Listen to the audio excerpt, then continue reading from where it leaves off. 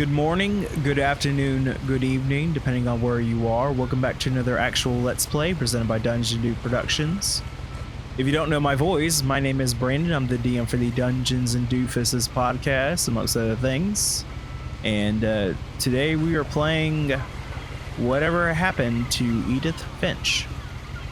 And forgive me, because I forgot to start my timers. Oh wait, I'm supposed to look around? Okay, I guess I'm supposed to look around. I actually played this one. Well. A lot of this isn't going to make sense to you. And I'm sorry about that. I'm just going to start at the beginning with the house.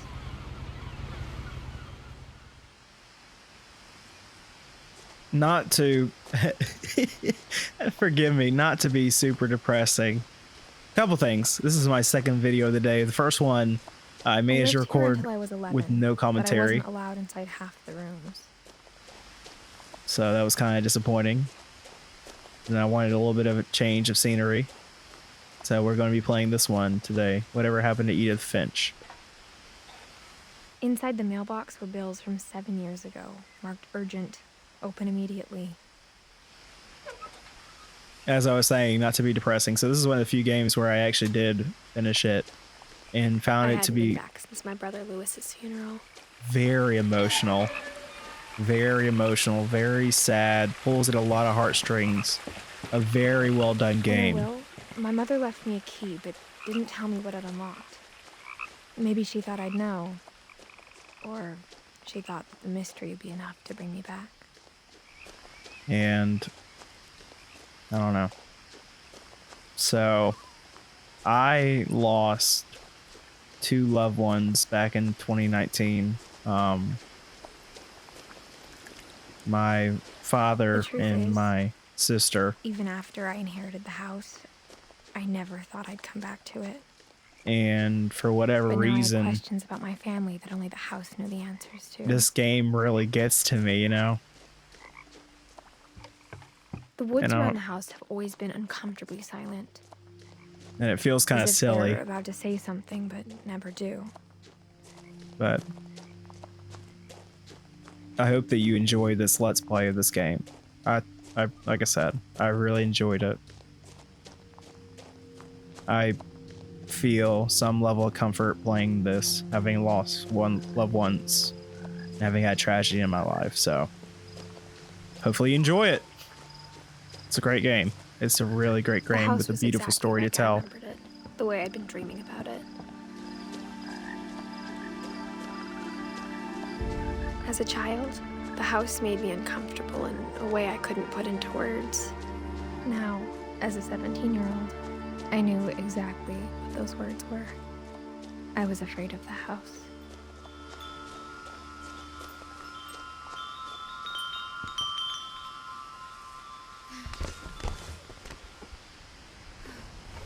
Crawling through the Well, that sucks. Can't believe it just crashed on me. Now, as a 17-year-old, I knew exactly what those words were. I was afraid of the house. All right, we're gonna try this again. Sorry about that.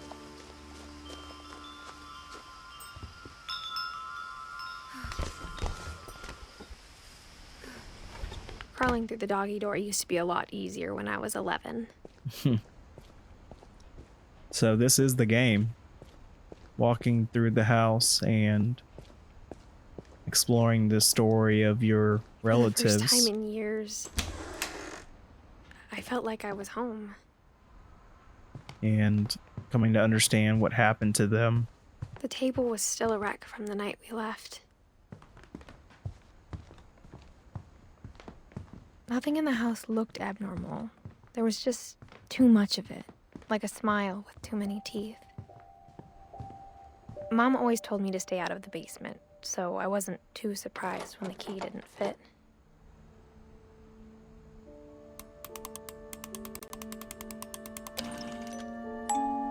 Great-Grandpa Sven built a music box for Barbara, along with the rest of the house.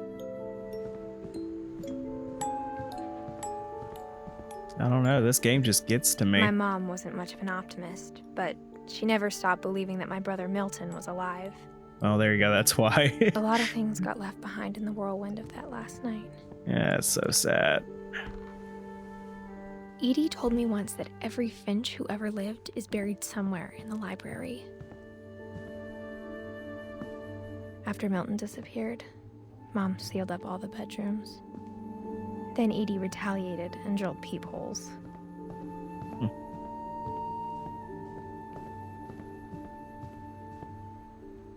Oh, well. My Grandpa Sam spent 7 years sharing a room with his dead brother, Calvin.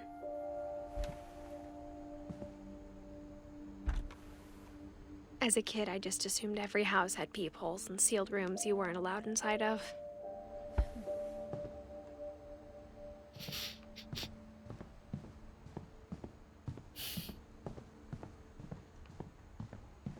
Whenever people ask me about my family, the first thing they always want to know about is Barbara.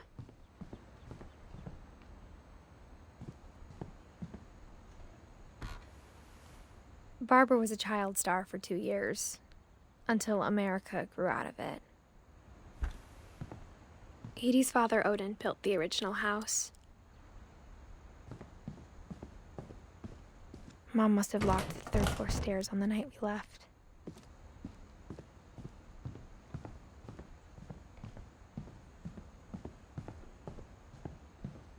I spent a lot of time playing in Great Uncle Walter's room. I think my mom sometimes regretted not sealing it up. Lewis told me there were secret passages, but I never believed him.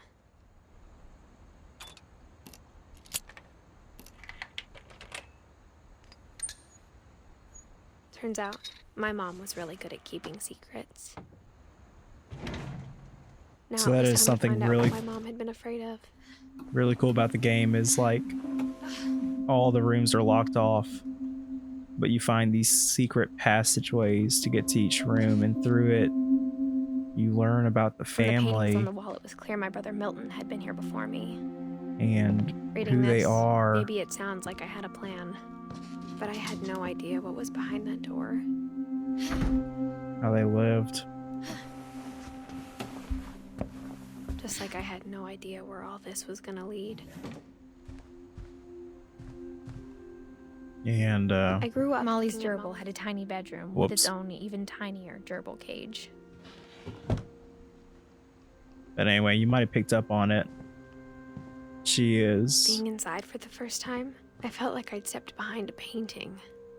if I'm not mistaken, the last of the Finches. Every one of her family members has departed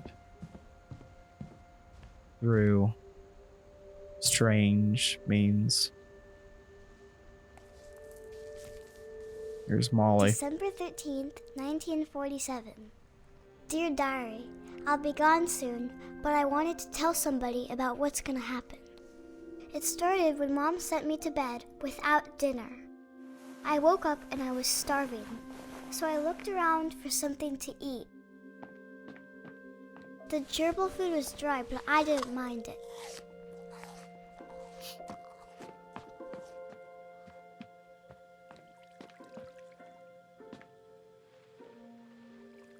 I thought about eating Christopher, but I held back. I'm glad.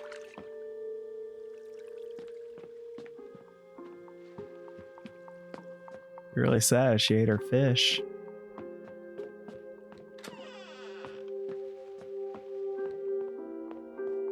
I ate a lot of things that night.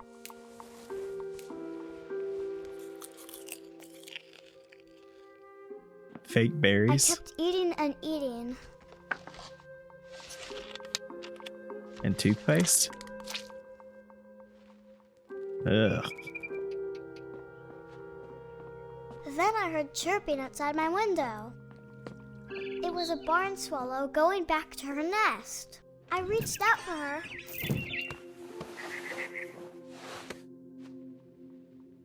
And suddenly, I was a cat. I tried to be quiet, but the bird was really scared. This is a beautiful game. Mom and Dad didn't even look at me.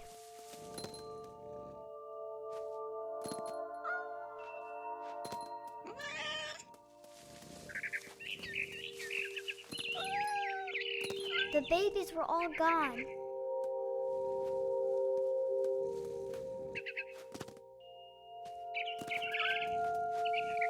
I jumped and I almost got her.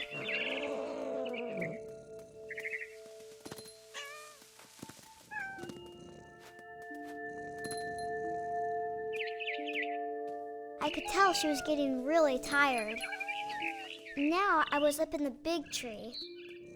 I promised Dad I wouldn't climb it anymore. All I cared about was eating that mama bird. I gobbled her up. And suddenly, I was an owl. First, all I heard was the wind. Then I heard little teeth nibbling in the grass.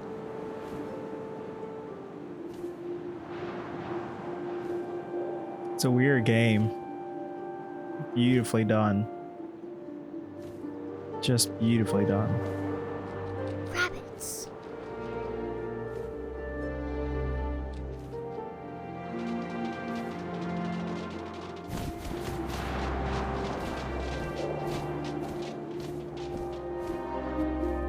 Oh, I missed?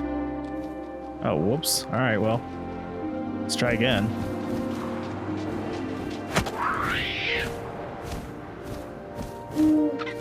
I imagined his face looking up and seeing mine through my talons.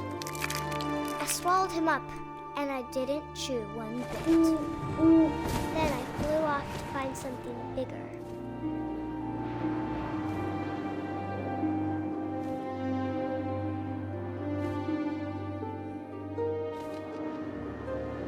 A mama rabbit.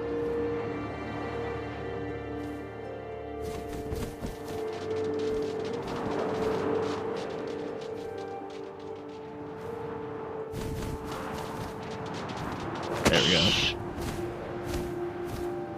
She was almost too big to carry. I started choking, but I couldn't stop eating. And suddenly, I was a shark.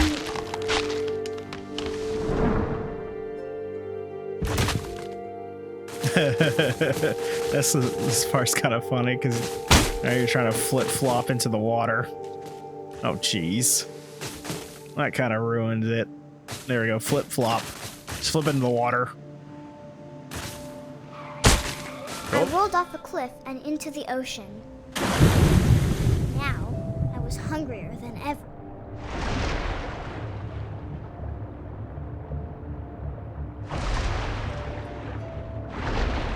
I wanted fat, juicy seals.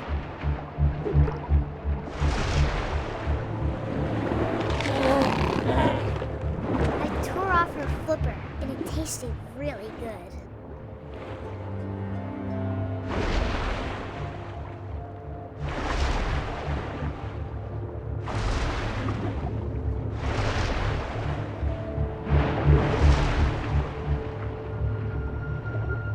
Oops. Oh. Kind of hard to see. Grabbed on tight. But I was so hungry, I jumped out of the water. When I opened my eyes, everything had changed. Oh yeah, this one's weird. Yeah. Now I was a monster, and I smelled people everywhere. Very Cthulhu-esque. I forgot about this. This is such a weird game. I don't know why I don't know. It really gets to me. It feels very big, silly. But I moved real quiet.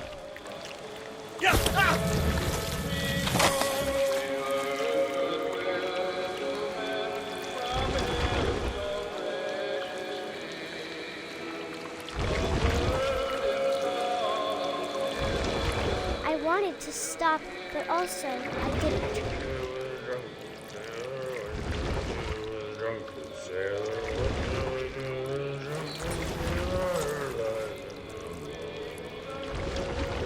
Am I getting close? Yeah. After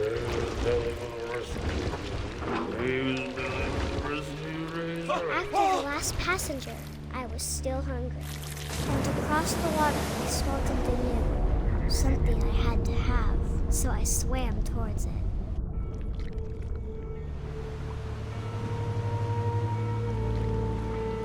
I slithered onto the sand, and the good smell went into an old pipe.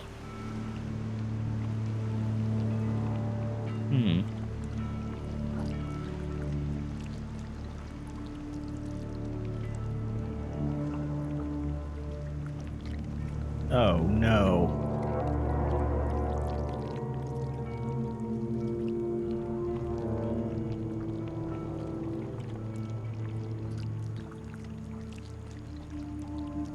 I got closer and closer.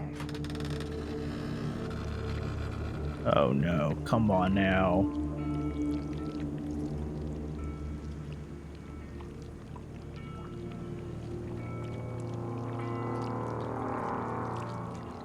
No? Alright. That's reassuring. Wait a minute. Can't go up?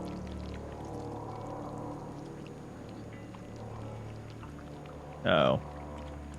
All of my stomach started growling. And suddenly, I was me again. I held my breath for a long time, but I couldn't hear anything. I think it's waiting for me to fall asleep. But it's not going to wait much longer. It needs to feed, and we both know I will be delicious.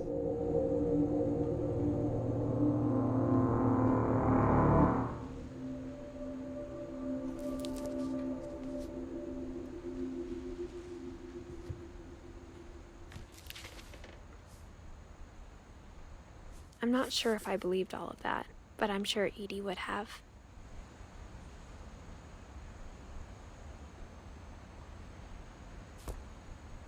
So as you can see, that's part of the game is to fill out the family tree. I got the sense Edie had spent a lot of time here.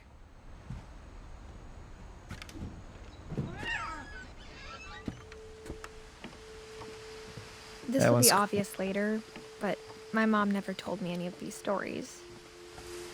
Edie would have, but Mom didn't like bringing up the past.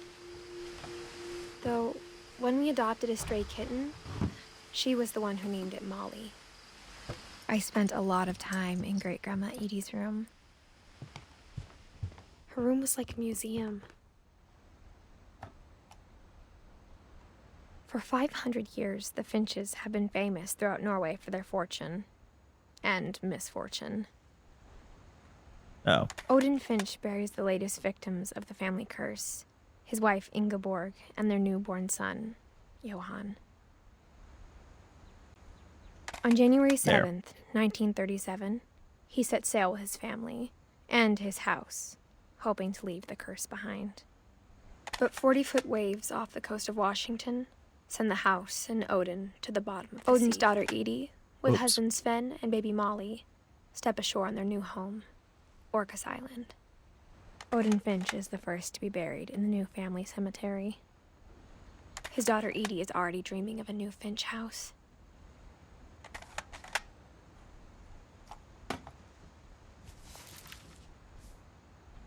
Whatever's wrong with this family, it goes back a long ways.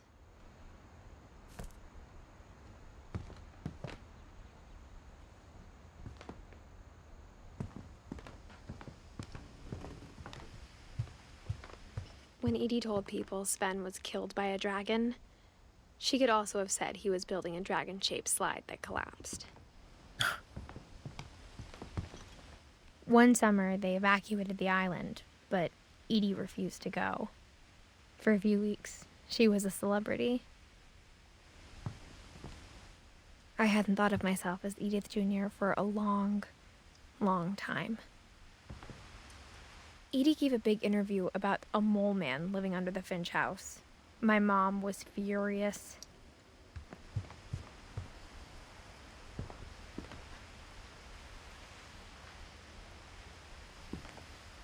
Some little knickknacks? No. Little memoirs for birds, literally. even in her 90s. Sometimes Edie seemed a lot younger than my mother. The only trace Grandpa Sam's first wife, Kay, left on the house was the pink bathroom. It was a pretty big trace.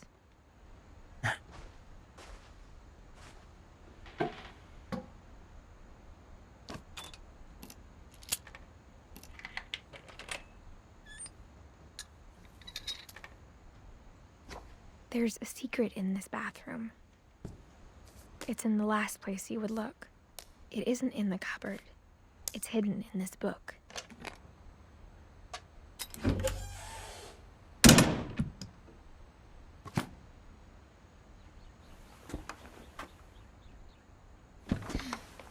Sven gave Sam an old camera he'd refurbished.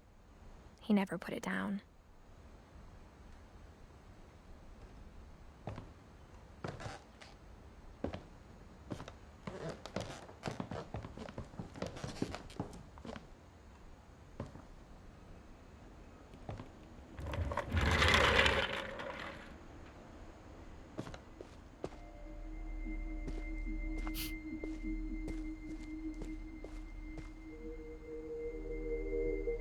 I knew Grandpa Sam had a twin,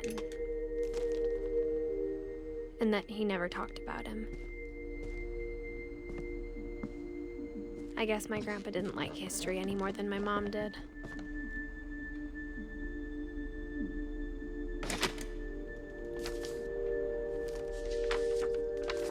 How I Want to Remember My Brother by Sam Finch.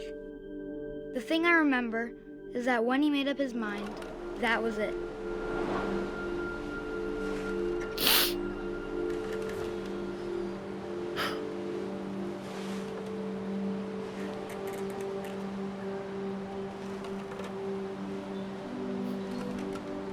Oh, I was doing it wrong. My bad.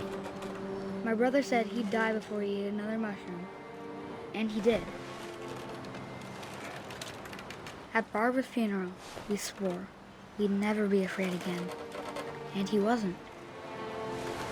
I think Calvin always wanted to fly.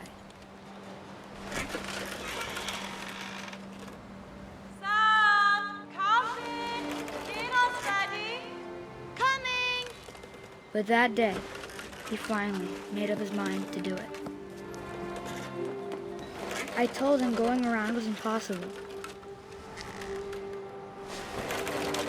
Maybe if I hadn't said that,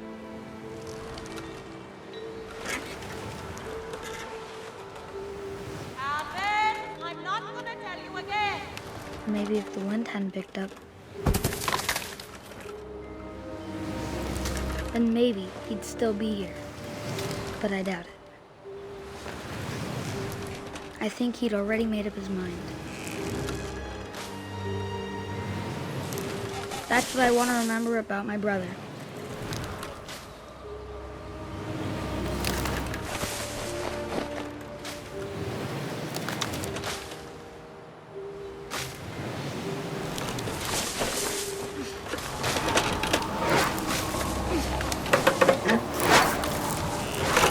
The day he made up his mind to fly. And he did.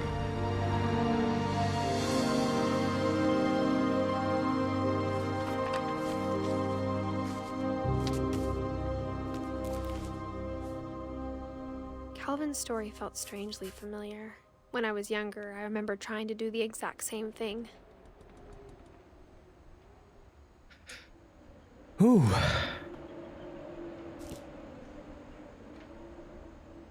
Yeah, that one got to me. After the funeral, Edie roped off Calvin's half of the room. Mom said Grandpa Sam enlisted at 18 and never set foot in the room again. Oh boy. I'm sorry, y'all. Yeah, that one really got to me.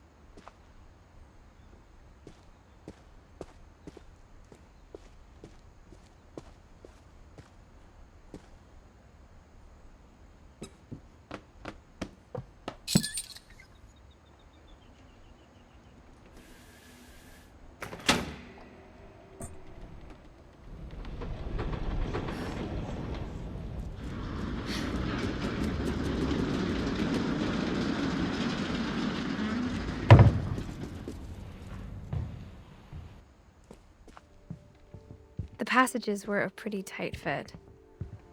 They'd obviously been built for smaller hands and bellies.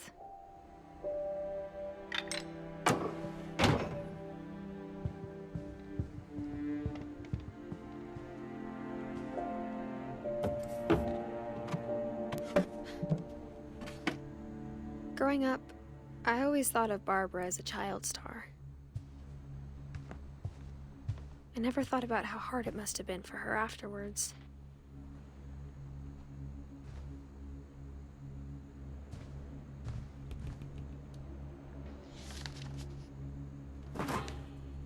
Of all the stories people wrote about Barbara's death, I'm surprised Edie saved this one.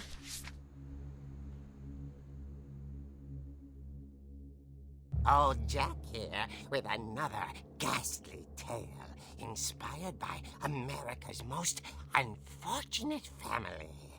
I'm calling it The Surprise Ending of Barbara Finch. As a child star, Barbara was famous for her scream. Now at 16, she was all washed up. A has-been. But in a lucky break, she'd been asked to perform her signature scream at a local convention for monster movie fans. It was just the boost her career needed. Unfortunately, her scream hadn't aged well. Getting better. I think you just need the right motivation. Her biggest fan and current boyfriend, Rick, was about to demonstrate when... Now that was a great scream. It was Barbara's father, Sven. He'd slipped into a table saw and had to be rushed to the emergency room. Oh, jeez. So Barbara got stuck babysitting her youngest brother, Walter. Her convention comeback was cancelled. Okay, I'm hearing frustration, but I'm not hearing terror. What if I tried... A gang of hoodlums in Halloween masks have been terrorizing Orcas Island tonight. Police are urging residents to... That came from the basement. You're right! Also, I loved your delivery on that. Why is your basement door locked? Because my dad likes making puzzles and secret passages. There's a key hidden in the music box. The secret is to keep winding and winding until finally the key pops out. Thanks, babe. Oh. I'll be back in a sec. 20 minutes later, Rick hadn't returned. So Barbara went to look for him, right on cue. She reached for the music box. And as she wound the key, she listened for Rick, but the house was silent.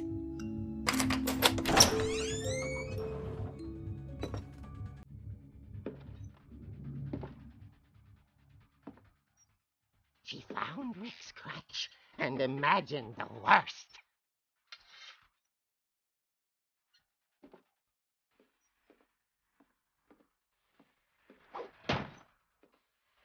The gang's leader is the infamous Hookman killer, Dr. Carl Hamill, who impaled and then ate his family 10 years ago tonight.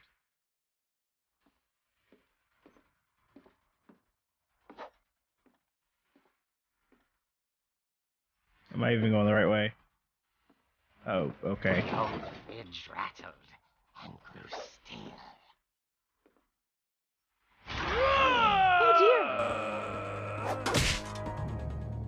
Oh!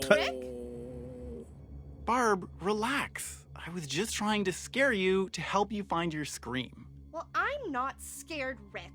I'm furious. Then act furious. All I'm getting from you now is that you're hurt and confused and you're... She threw him out, but she kept a little something to remember him by. Barb, have you seen my other crutch? And she was still holding it when she fell asleep watching the late picture show. Hours later... Barbara! Walter, what's going on up there? Ah! Okay, I'm coming up, but if this is a trick, you're dead, Walter.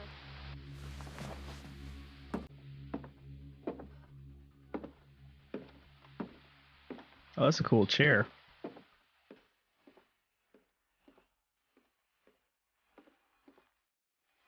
I'm liking the music. Oh, great.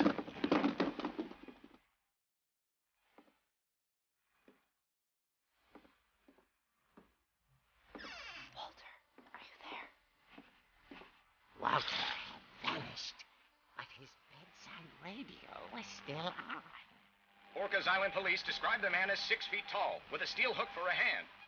Residents are urged to lock all doors and windows and notify the police of any suspicious activity. Barbara turned, saw the hook man, and was speechless. He was quite smashing.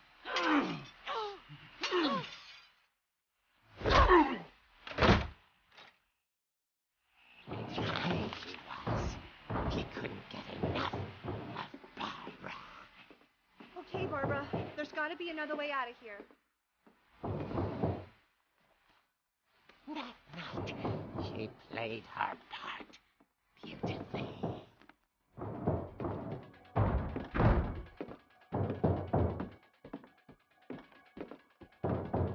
Molly's door hadn't been opened in years. The hinges groaned.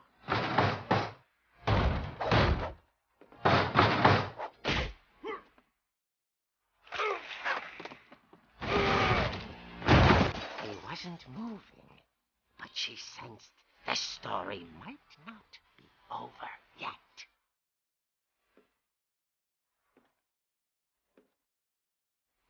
Oh, wait, how do I get down? Okay.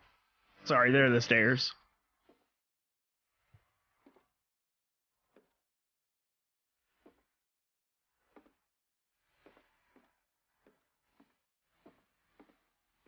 The hookman had vanished. She listened for his breathing, but all she heard was... Well, is it the pizza guy?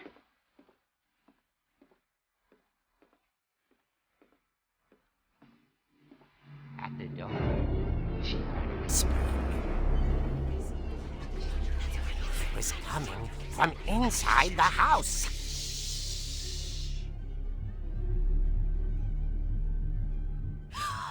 Oh dear. Multiple hook man? Oh. The monsters had come to surprise her. For Barbara, it was a dream come true. Then she saw what kind of monsters they were, and she realized what was about to happen. She was going to be famous. And with her final breath, Barbara Finch gave the performance of her life.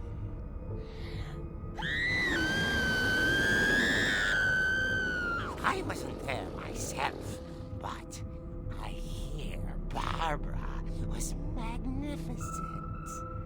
Poor girl. She had a taste for stardom. But unfortunately, so did her fans. Of course, the police blamed it all on poor Rick, who disappeared the same night. Uh-oh. And little Walter? Hiding under his bed the whole time. He took it all pretty hard, but that's another story. As for Barbara, tucked inside the music box is all they ever found of her. Her ear. Now that's what I call a real eerie tale.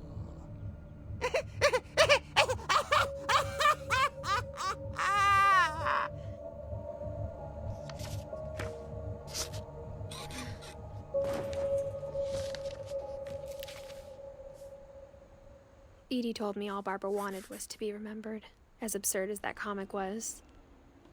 Maybe what Edie saw was a happy ending. All right, guys. That seems like a good place to take a break. So I just want to say thank you again for watching. I really do hope you enjoyed. If you did, please like and subscribe, leave a comment, leave a review. Check out the show notes for all the other content we're producing here at Dungeon Do Productions. And yeah, as always, please do take it easy.